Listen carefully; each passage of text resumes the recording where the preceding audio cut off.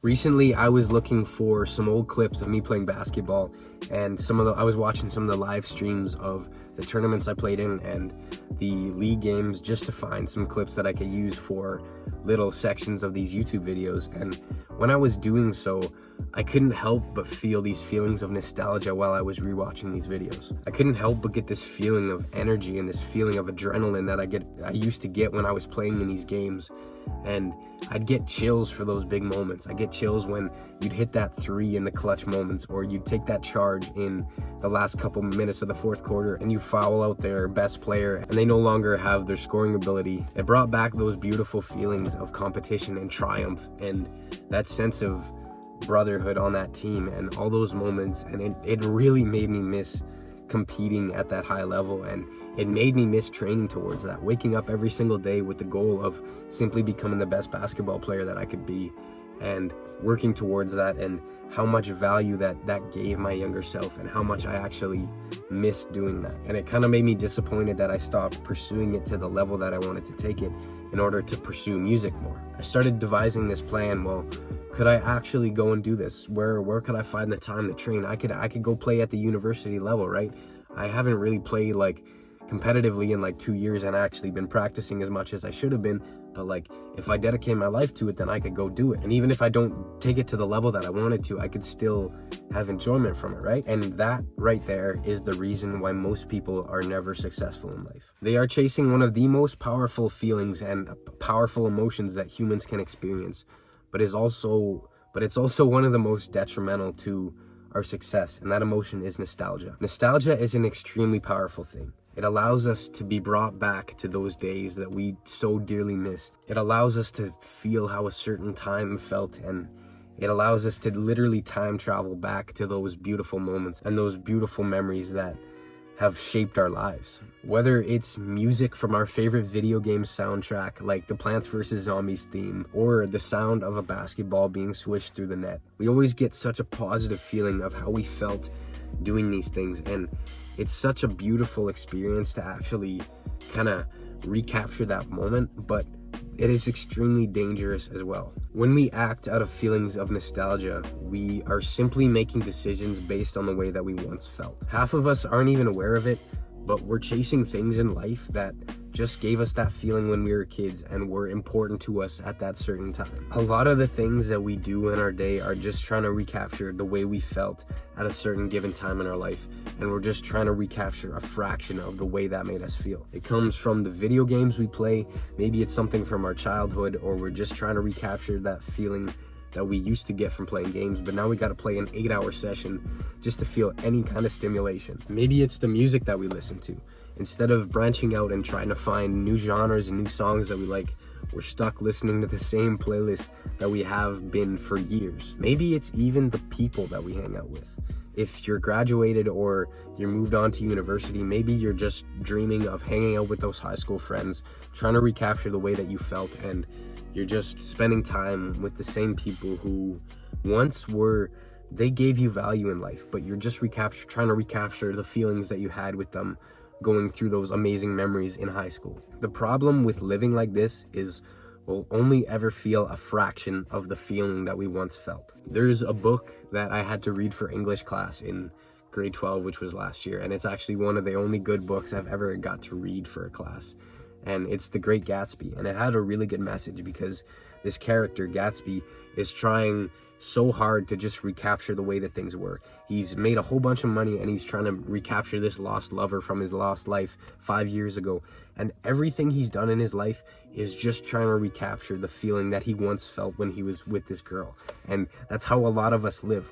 We're just trying to recapture that feeling. And if we could just change this thing, life would be so much better because we then finally have what we want to make us happy. Instead of going with the flow that everyday life is trying to give us and seeking new experiences, we just try to chase the way we once felt because we believe that's what's gonna make us happy. So instead, what should we do? The only way to actually start being happy is to surrender down the path that life is calling you down. No, don't simply act at it out of impulse, like, oh, life is calling me to go play video games, let's go play, guys. Or life is calling me to eat junk food. Like, no, don't do that. Don't there's a very big difference between impulse and calling. Calling is something that you're naturally feel is aligned with your core. You feel guilty after you do something you know you shouldn't do, whether it's video games, junk food, social media. You always feel that sense of guilt. You feel like a fucking goblin after you've done something, you know,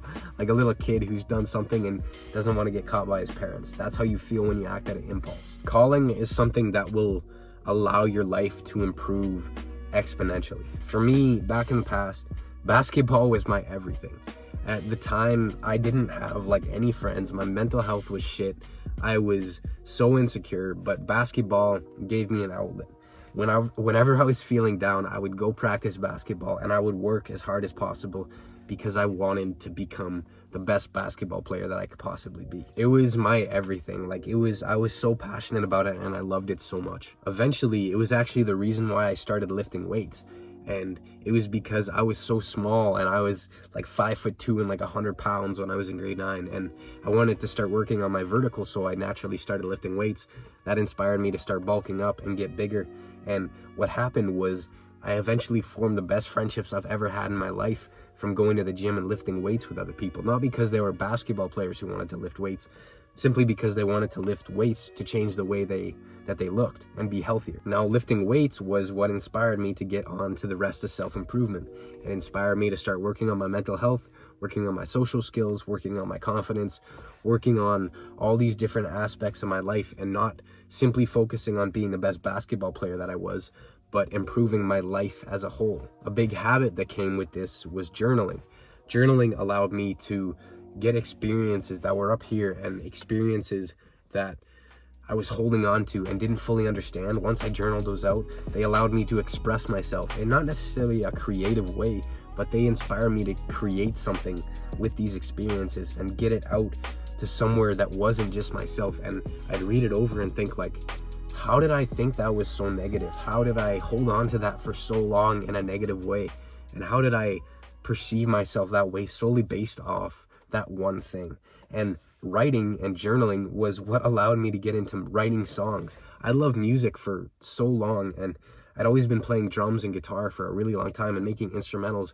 But once I started journaling, I started writing lyrics, and I'm like, holy shit, I can write a full song now. I always struggle with lyrics, but once I started journaling, I'm like, holy shit, I can actually do this. That brought me to a crossroads in life. This thing that I loved, basketball, was still in my life and I really wanted to pursue it, but this thing, music, was now right there. It was more present, and I figured I was naturally better at it and I got more fulfillment from it. And that was the crossroads right there. I could have kept pursuing basketball because, oh, that's my love. That's what I'm normally meant to do in life. That's who I am. I'm a basketball player, right? Or I could take this new thing, music, which I've been doing and I'm way better at than basketball, like 10 times better at, and I could pursue that, or instead keep pursuing basketball. At that point, I am so glad that I picked music, because I knew it was something that I was being called to do. I felt this natural pull.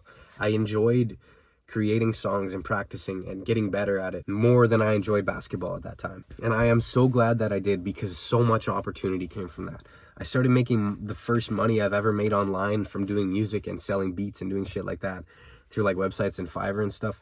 I started gigging a lot live, which in turn even helped me make more money, get better at performing, and improved myself as a musician at the same time. And I also developed the most amazing relationships that I've ever had in my life through music, because I was introduced and I got to meet people who had the same passion as me for creating something through their past experiences and performing live and giving people a show. And those were so many things that basketball would have never been able to give me. And then even at the start of the summer, I came to another crossroads in life. I started to develop a passion for YouTube and speaking. And that came through when people would ask me advice about self-improvement or stuff, and like ask for advice with a certain situation. I just love naturally giving it to them.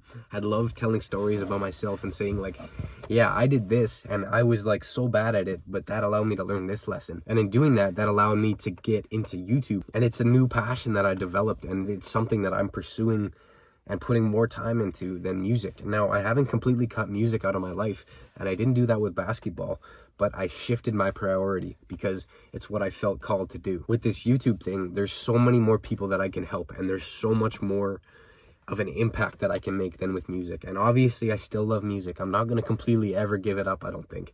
But at this point in my life, there are people who need to hear the advice that I have to give and need to be helped and are going through the same struggles as I was. And I can help them fast track their success simply by giving my voice out and letting my stories and my lessons be shared with the world. This is how purpose works. Purpose is a concept that a lot of people don't understand, because people like Andrew Tate or like all these influencers are saying like, your purpose is to provide as a masculine man. You need to be big and you need to provide for your family, make money online. But that's not your purpose, man. We come into this world with a series of gifts and a series of things that we're naturally born to do. Now, I don't know if it's some divine thing or it's things that we naturally develop, but what happens are there's layers to our purpose. Maybe for me, for example, that first layer was basketball. Basketball allowed me to figure out what having a sense of purpose and having a sense of a goal did for me. It allowed me to develop killer discipline. It allowed me to get in wicked shape, and that's what in turn allowed me to start lifting weights. Once I got on to the rest of self-improvement, that purpose layer dissolved. It was no longer there. I had completed, basketball had given me everything I needed, and trying to pursue that to any more degree wouldn't have given me anything in life.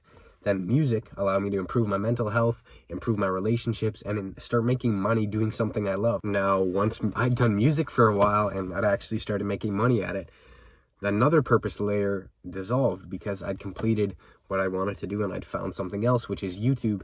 Now I'm trying to make a really big impact and help a lot of people with these messages and these lessons that I have to share with you. What happens to a lot of people though, instead of finding the layers that they need to and then in turn complete them and dissolve them and move on to the next layer, their purpose layers get filled up with other things that other people are placing on them. Maybe your teacher says, oh, you should go be a doctor because you're really smart and it would make you a lot of money. But your parents want you to be an engineer, and Andrew Tate is telling you to start an online business, and someone's telling you to be a YouTuber, and your purpose is filled with all these layers and you don't know what you should be doing. So naturally you pursue something thinking it's your actual purpose, but in turn it's something someone else gave you.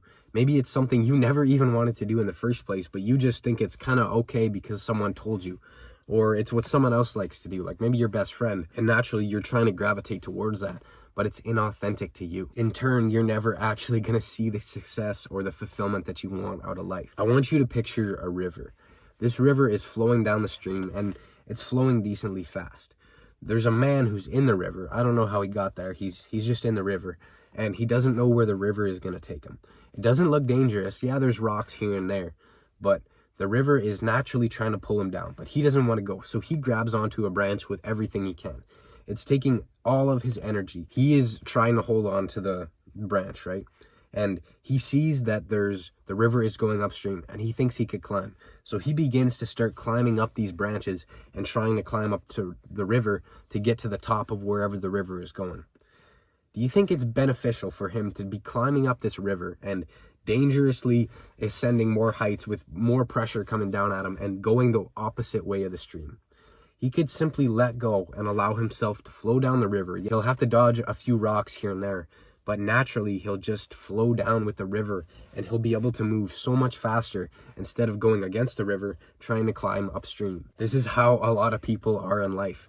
They don't allow the river to take them where they need to go. They're not only are they holding onto a branch, afraid to go where it's trying to take them, they're trying to go against the river. And you only have so much energy. The river is going to get you. It's going to take you down and you're going to fail because of it. And eventually you're going to have to let go because the river's pressure and you're going to get too tired, and then you might not have the energy to dodge the rocks as you're going down your journey, and you'll hit one and die because of it. Now, obviously that example is extreme, but you get the point that I'm trying to make. For me, YouTube and doing this is really similar to playing a sport, but instead of simply winning a game of basketball, there's a lot more at stake and the prize is different and I get way more fulfillment from it. Instead of trying to compete with the other team, seeing how many points we can make and how many shots we can block, I am trying to compete with them, trying to make the most amount of impact on the most amount of people and change the most lives that I can. Whether you believe it or not, we all have a gift to give. And the majority of people are never going to discover what they're meant to do with their life. They're always going to be swimming upstream because people have told them they should do this and they're too scared to actually go figure out what it is. They're resisting what the world is trying to tell them, and they're resisting the gift that they have been given to give. A lot of them are giving it, and a lot of people are doing it. For example, like me, I was already talking to people about self-improvement and how to find what shit you like to do and what your purpose is. I just was only doing it on such a small level. Once I took some time to reflect, then I'm like, holy, I can actually teach other people this, and I can teach it to so many people and make an actual impact.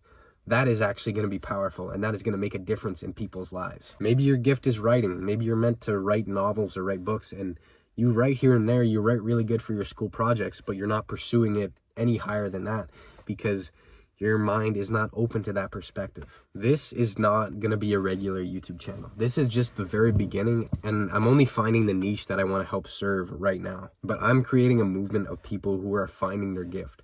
My purpose right now is to help others find theirs. Could you imagine how much better the world would be if people could give the gift that they've been put here to be?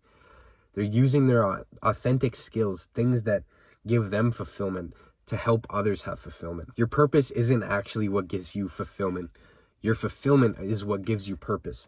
I get fulfillment from speaking and giving out lessons and giving stories that I've had through my past. And in turn, that allows other people to be helped from the lessons that I've learned in the past. I've always had a really strong sense of purpose in my life, and now I'm trying to help as many people as possible to find theirs. There's something different about the energy that people have when they're living from their core. You can tell that they are insanely happy, and they just have this positive energy that's radiating from them. And I can feel it when I'm doing this. I feel so much better when I do this than anything else. I am sick right now. You can hear it in my voice. But I'm still going to sit here and record 7 videos because I was meant to record yesterday, but I couldn't stand not recording any longer because I was sick. And it's because I love to do this. Once you find that thing that you love to do, your life is going to be so much different. And that is what we are creating here. We are creating a movement. So I can't wait for you to find your purpose, and I can't wait to see the amazing things that you're going to do.